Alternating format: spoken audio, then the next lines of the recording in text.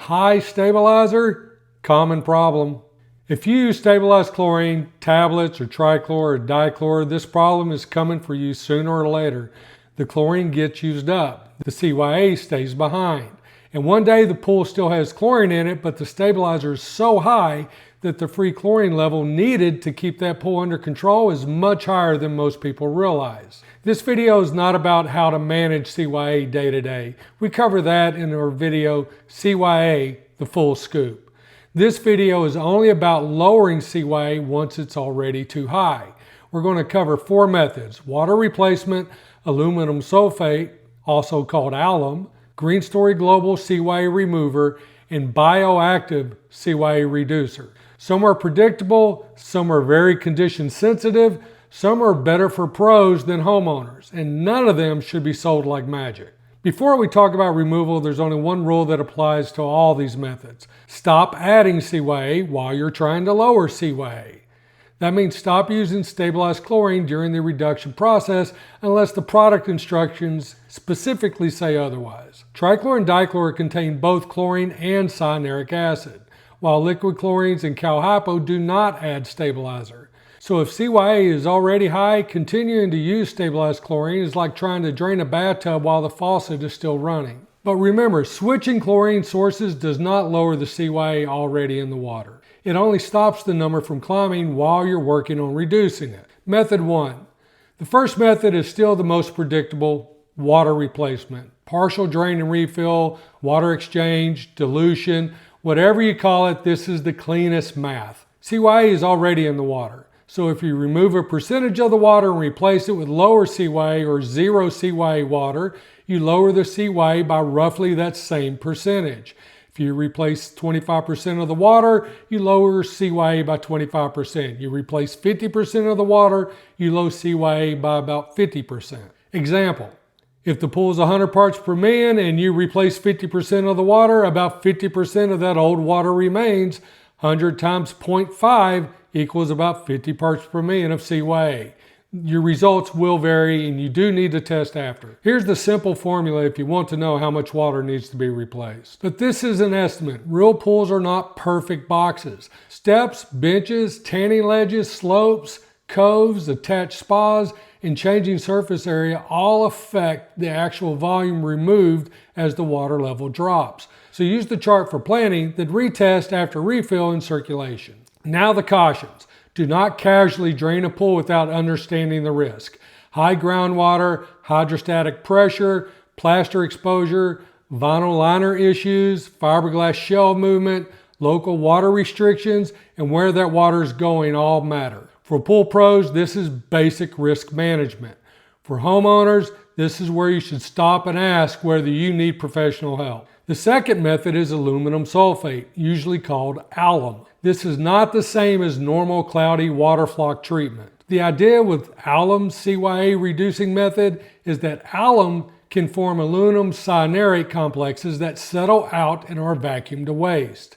This method has become popular and field tested by Rudy Stankiewicz, with John Poma being one of the most referenced field users of the process. Rudy's published step-by-step method uses 8.33 pounds of aluminum sulfate per 10,000 gallons and requires controlled circulation, settling, and vacuum to waste removal. And a bonus using this method, you also drop out phosphates. My position is simple. Alum can be useful, but I would not sell it as a casual homeowner shortcut. Dilution is math. Alum is chemistry plus execution. If the pool is not prepped correctly, if the pH is wrong, if the water's too cold, if the flock gets stirred up, if you can't vacuum to waste properly, or if the pool system restarts during settling, you can make a mess. The preconditions matter. The commonly referenced Rudy Stankiewicz John Poma field method wants the water adjusted before treatment. pH around 7.0, total alkalinity generally around 80 to 100, with some field references allowing 80 to 120, calcium hardness around 200 to 400, water temperature around 70 to 90 degrees, and the pool should be free of heavy debris before you start. The standard dose is 8.33 pounds of aluminum sulfate per 10,000 gallons. That means 5,000 gallons gets about 4.2 pounds. 10,000 gallons, 8.33 pounds. 15,000 gallons around 12.5 pounds, and 20,000 gallons gets about 16.7 pounds, and 30,000 gallons gets about 25 pounds. Here's the simplified professional process. First, verify the starting CYA. If it's over 100, do a dilution test first so your starting number means something. Second, adjust the water chemistry. Third, remove heavy debris. Fourth, prepare filtration. For sand and DE filters, the process commonly uses recirculate. For cartridge filter, the cartridge element is removed and the filter is reassembled without the element. Then broadcast the alum evenly across the pool surface. Circulate for about 1 to 2 hours. Then shut the system down and make sure it does not restart.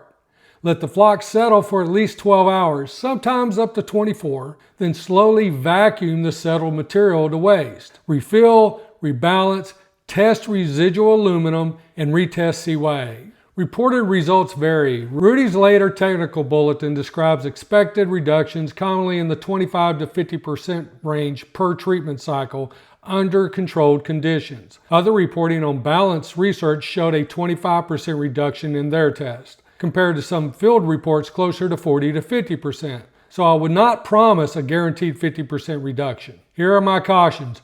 Do not do this if you cannot vacuum to waste. Do not let the pump restart during the settling period. Do not run flock through the filter.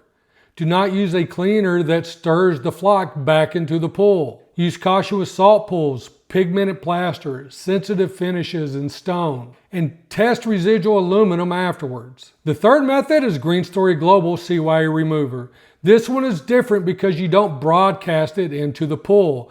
It is a pouch that sits in the skimmer basket. The product literature describes it as CYA Remover pouch used in the skimmer basket. The key instructions are to stop the automatic chlorinator, supplement with liquid chlorine if needed, and run the pump 24 hours a day or as much as possible. The manufacturer material also recommends minimum flow rates of about 4 to 6 gallons per minute, and that's over the pouch. I've used this professionally and I've had good results. But I'm not going to tell you results are identical in every pool. They are not. There's a lot of mixed reviews online about this product. The speed and amount of reduction can vary a lot. A big factor is flow. This product has to have water moving over it and through it. No flow, poor flow, or short pump run times equals weaker results. Here's the practical issue. The pouch sits in the skimmer basket. Depending on the basket and the pouch position, it can cover a lot of the bottom of the basket. Now, add normal debris, leaves, flowers, bugs, seed pods, grass, and flow to that skimmer can be reduced or stopped. If that happens, the product is not getting the contact time it needs. And if the pool only has one skimmer, you also need to be careful that you don't starve the pump. One field trick we've used is placing a 2-inch PVC coupling next to the pouch in the skimmer basket. The goal is simple. Keep an open water pouch so the pouch and normal debris don't completely choke off the skimmer. This is a field tip, not a replacement for the product instructions. The instruction that matters most is still flow. If you use GreenStory Global, stop using stabilized chlorine. Use liquid chlorine, cal hypo, or salt chlorine generation to maintain chlorine during treatment. Run the pump longer if possible, ideally 24 hours, or as much as practical. Confirm the skimmer is pulling water. Keep the basket clear. Retest CYA periodically. And be realistic. This is not a method I would choose if the pool needs a guaranteed fast reduction by tomorrow. This can take weeks. The fourth method is Bioactive Cyanuric Acid Reducer. This is a different type of product than GreenStory Global. Bioactive describes the product as using natural processes to reduce CYA, and the manufacturer warns that the chlorine can attack the active ingredient. So chlorine should be kept in the normal range, around 2 to 5 parts per million when using it. The conditions matter. Bioactive guidance lists chlorine in range, pH around 7.2 to 7.8, alkalinity in range, and water temperature above 65 degrees. The setup guidance also says not to shock right before use and to watch timing around algicides and phosphate treatments. We have used Bioactive with mixed results. Some pools seem to respond, some don't seem to respond much at all. And some users say the product disguises CYA on the test and then the CYA shows back up later. I would be careful with that claim. There are several reasons the results may be misunderstood. First, the starting CYA may have been a result of higher than tested showed. If the test only reads to 100, the pool may not actually be 100. It may be 150, 200, or 250 or higher. So if the product lowers CYA but the pool is still above the readable range, the user may think nothing happened. Second, dilution testing may not have been done before and after. Third, the pool may still be using stabilized chlorine during treatment, so CYA is still being added. Fourth, the water conditions may not match the product instructions. And fifth, people may expect a drain level result from a product that is much more condition sensitive. If you use Bioactive, get a real starting CYA number. If CYA is over 100, use dilution testing. Follow the instructions closely.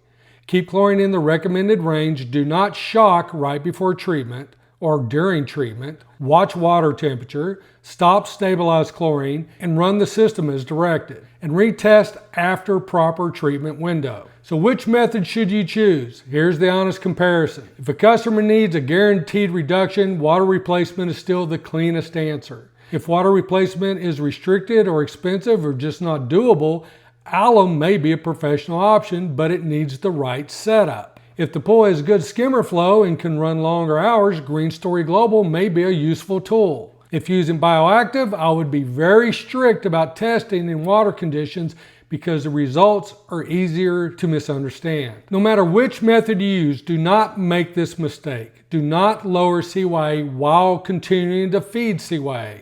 That means stop trichlor and dichlor during the removal process.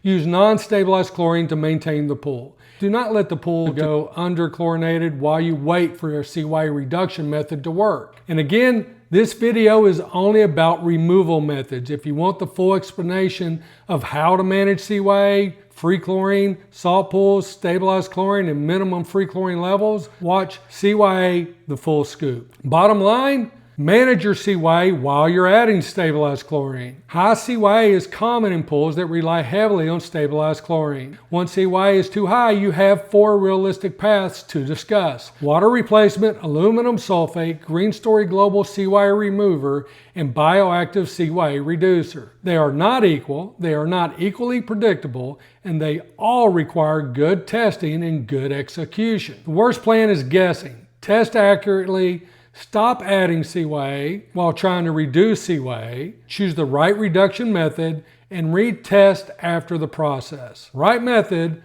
right reasonable expectations, and better pool management. That's your answer. Y'all take care.